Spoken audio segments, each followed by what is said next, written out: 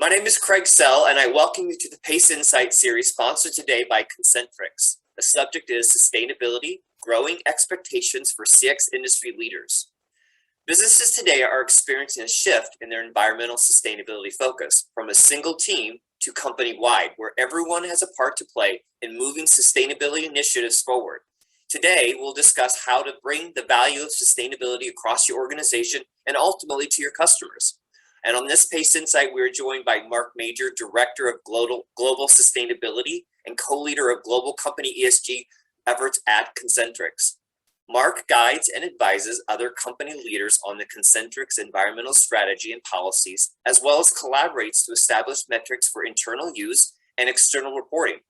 Marc also helps drive sustainability awareness and engagement with Concentrix staff, as well as their clients and suppliers. Good morning, Marc. Good morning. How are you doing today? I'm doing well, thank you. Thanks for having me. Oh, absolutely. We're excited.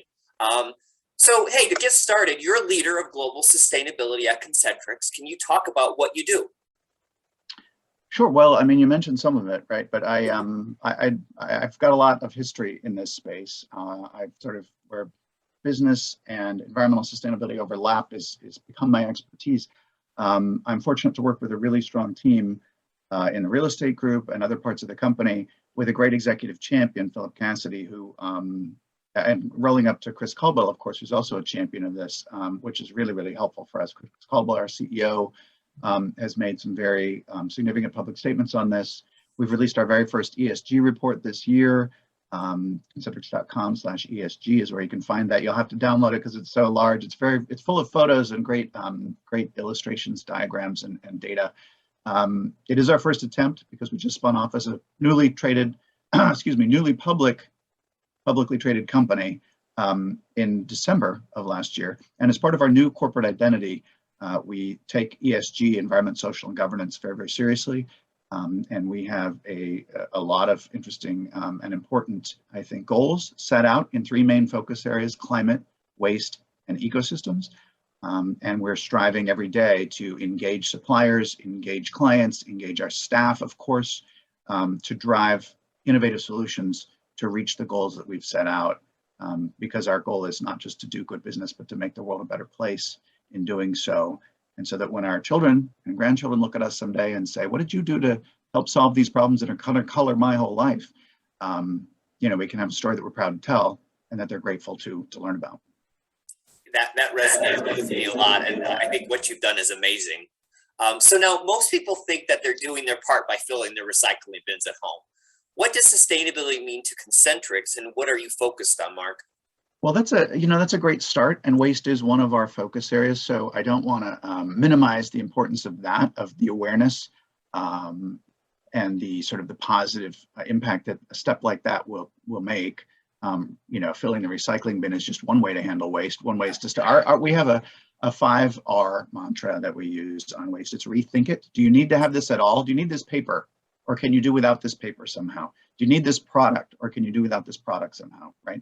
So we rethink it, then we reduce what we buy, then we reuse what we can, then we repair what we can, and then finally, if we can't do any of that, we recycle. And at the end, you might add on also restore, because there are certain things you could do, like composting, where you take food waste and instead of throwing it in a landfill, you put it in a compost, and the worms and the elements break it down into the constituent nutrients, and then it gets cycled back in a natural cycle that's been going on for millennia. So to bring ourselves into greater alignment with that cycle is part of our goal, right? Technical elements can be recycled, natural food elements and other elements can be recycled. So all that is very, very important, but that's just one piece of it. We're also heavily focused on climate and energy use, energy reduction, renewable energy sourcing, renewable energy production. We're investigating very interesting technologies and applying some of those and testing those in our sites because our clients care a lot about this, our stakeholders care a lot about this, investors care a lot about this, regulators care a lot about this, our children care a lot about this, and our staff cares a lot about this. So, and if we want to continue to recruit, staff and keep staff in a very competitive environment, this is a key element of it, because you look at surveys and a huge number of people, especially millennials and the generation after millennials, think, if I can go to work and make money, but also do something that's deeply meaningful to me beyond making money, that says a lot, and that goes a long way toward keeping me engaged, keeping me involved, keeping me at that work site, and keeping me performing at my peak. So insightful. Thank you for that.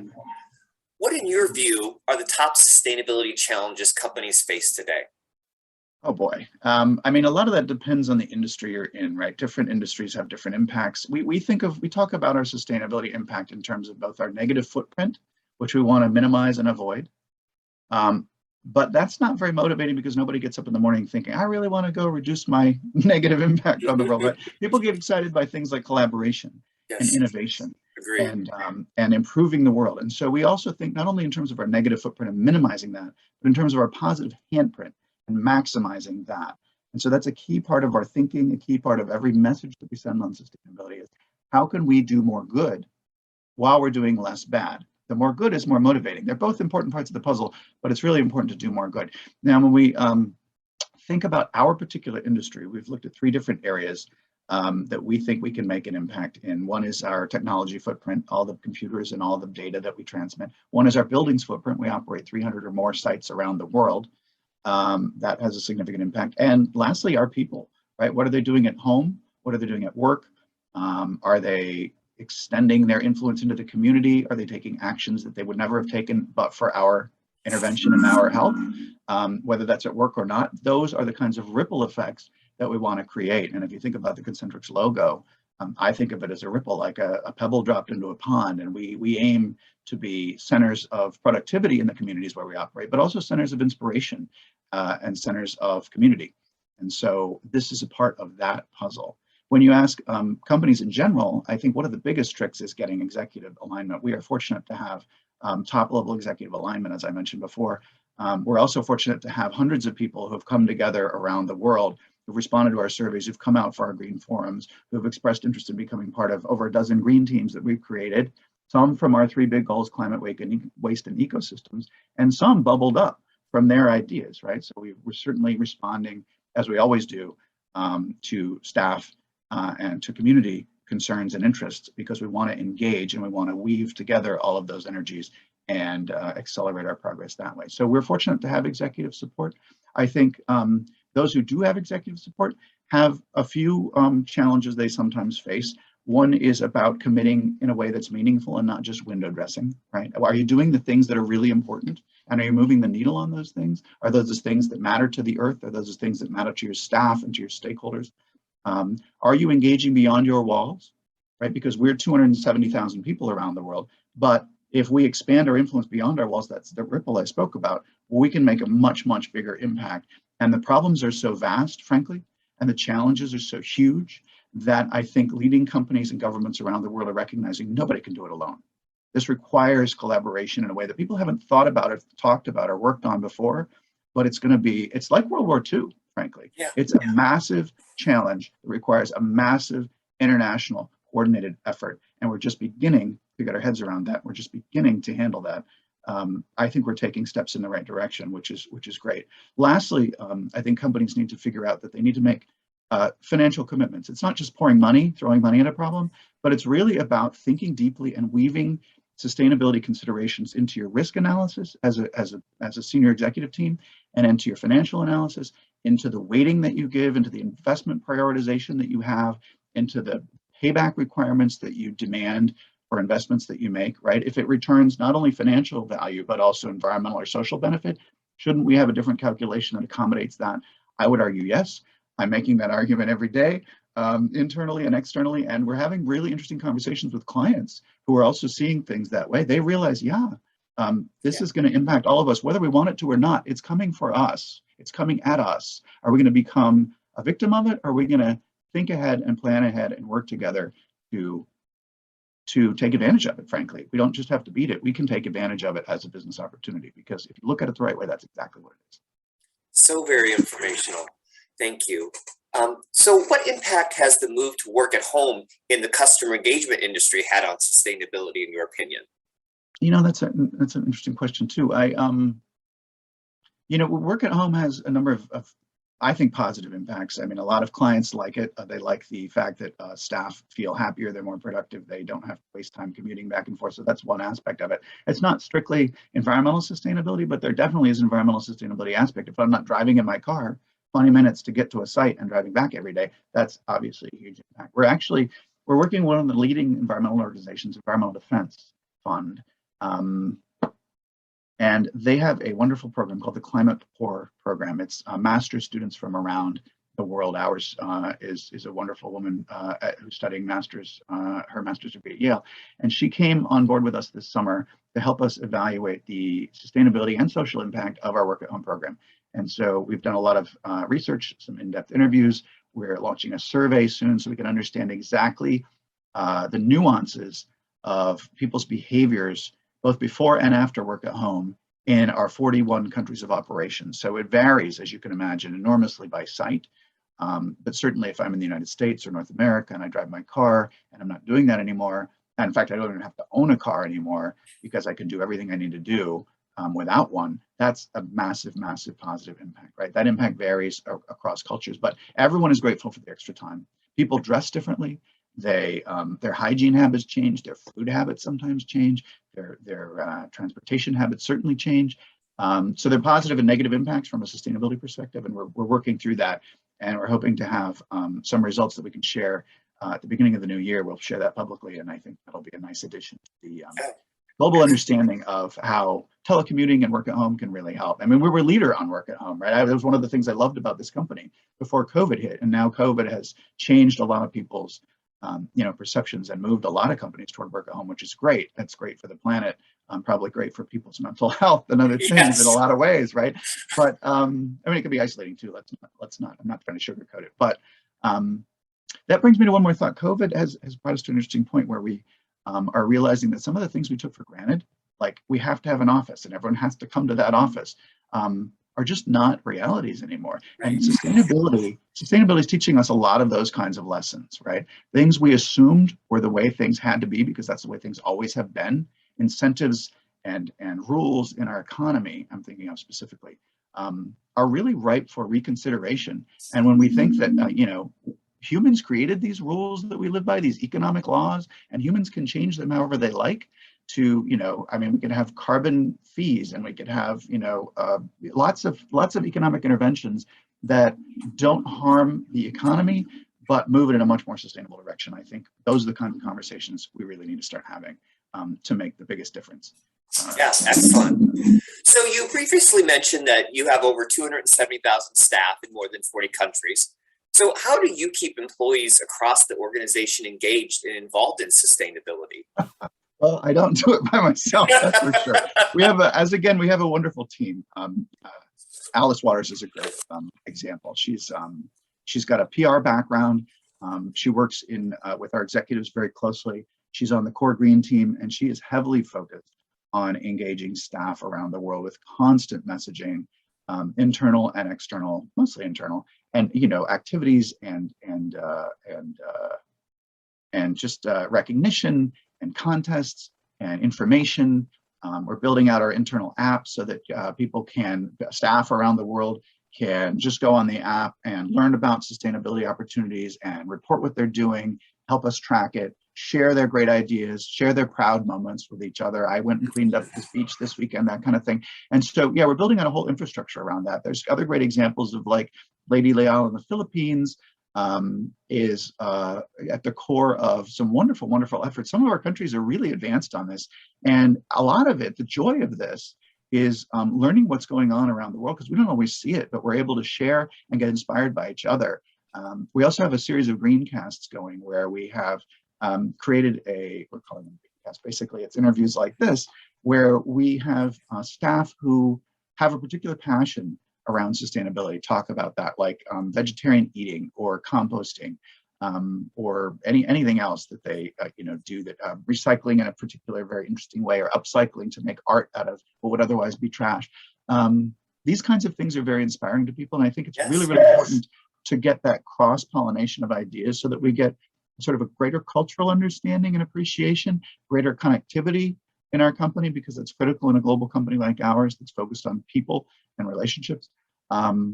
and you get good ideas, because I think good ideas can come from anywhere, and they do, and we're really excited about that. So it's a two-way street, right? We try to motivate and inform people, but we also get motivated and informed by all the great things happening around the world. So it's an exciting. Yeah, I would love some of those. So on the other side, then you mentioned external. How are your teams driving external engagement around sustainability then? Well, that's a great, a lot of solid questions here. Well, we think about it in a number of ways, right? We're not an island. We have a supply chain of tens of thousands of suppliers, and we have a vast client base of some of the strongest, most well-known, powerful brands in the world. And we engage on both sides. We engage. We're starting to engage our suppliers, starting to let them know what we're up to, starting to let them know what we care about, and finding out where they are and what they can contribute. And we're weaving sustainability into our RFPs, for example, our request for proposals for any new service that we solicit or a product that we want to buy. That's a piece of it now. It's in our supplier code of conduct now. It's certainly in our ESG report, concentrix.com/ESG. If you haven't seen it yet, you should, because it's really cool. And then on the client side, we're holding client roundtables. We're talking to, I myself have talked to at least a dozen major marquee clients, brands everyone would know this year about sustainability. Some of them, I find there's a spectrum. There's some who will take it more seriously and want deeper engagement than others. Some are sort of focused on a very narrow slice of it. Let's focus on our climate footprint, which is great because it's the most important issue, I think. At least the most urgent issue is climate. Let's drive progress on that. Others want a wide-ranging conversation around how can we collaborate? How can we do this better? How can we engage our staff? How can we engage our communities? How can we innovate around recycling, hard to recycle waste, that kind of thing? How can we get more renewable energy onto the grid in countries where it doesn't really exist, but we want to grow that resource? Those kinds of conversations are very, very interesting. So we're engaging, we're responding to clients, and we're engaging proactively with our client roundtables to share ideas at the highest level and then take action on the best ones. So a lot of work, a lot of good partners within our company, a lot of good partners outside our company, some clients who have been really, really proactive and really great to work with. So yeah, there's a lot happening. That's profound. So last question, how can you apply sustainability to convert good intentions into better business performance? Well, I had a conversation recently with the accounting group. Actually, they asked about sustainability, how they can get involved. And I said, that's very interesting because when I think about sustainability engagement, I think about it on three levels. I think here are the things the company's doing, my three big goals: waste, climate, and ecosystems. We have projects going on, join those. At the other end of the spectrum, there are things you can do at home. You can recycle, you can compost, you can eat lower on the food chain, et cetera, et cetera. You can ride your bike instead of driving a car somewhere. In the middle, there are things that I think that individuals, based on their professional expertise, are uniquely qualified to do. For example, if I'm in the supply chain group, if I'm in the procurement group, I am uniquely qualified to reach out to suppliers and to influence them and their behaviors, right? And to make selections based partly on sustainability as a criterion, which we are starting to do. If I'm in the account management group, I can reach out to clients and start to build those relationships, right? If I'm in the executive team, I can decide where we're going to spend money on this stuff and how we're going to allocate our resources and where we're going to invest. If I'm in the accounting group, the question came up, there are lots and lots of incentives we could brainstorm and put in place. There are lots of, I will call them misplaced, well-intentioned but misplaced measurement tools that we put in place. For example, energy could get wasted at a site because it goes into overhead, that expenses. Nobody's accountable for that particular expense, right? It's a company expense, so everybody pays for it. So in effect, it's an externality, right? Where I drive my car, you have to breathe the fumes. I benefit from getting to drive in a car. You as the pedestrian have to suffer, right? The costs get exported to an inappropriate place. So there's all sorts of imbalances like that we can brainstorm and think about how to resolve. So turning sustainability and good intentions into actual behavior and results depends on taking action in all three of those dimensions, as far as I'm concerned. That's how we do it, is we think creatively about the work that we do every day and how can we weave sustainability into that? Because in the end, we don't want sustainability to be something that's out there, something that's bolted on to my work, or something that only a small group of people in the company are doing, right? It needs to be infused, as the theme of this whole conversation. I think the title of this talk is or something about bringing sustainability into the whole organization. And that's exactly what we're trying to do, right? Because it really is, it benefits everyone, and everyone needs to take a step in the right direction. If you look at our sustainability report, it's the power of one Concentrix. It's the step that one person can make and the ripple effect that person can have. But it's also we as a group all together moving as one Concentrix can make a positive impact. And that's what we need to do collectively. Absolutely. This has been phenomenal, Mark. I want to thank our viewers for listening today, and I want a big thank you to Marc Major of Concentrix as our sponsor. I am Craig Sell with Pace, and listen in for the next big insight coming your way soon. Thanks, Craig. Thank you. Take care. Yeah.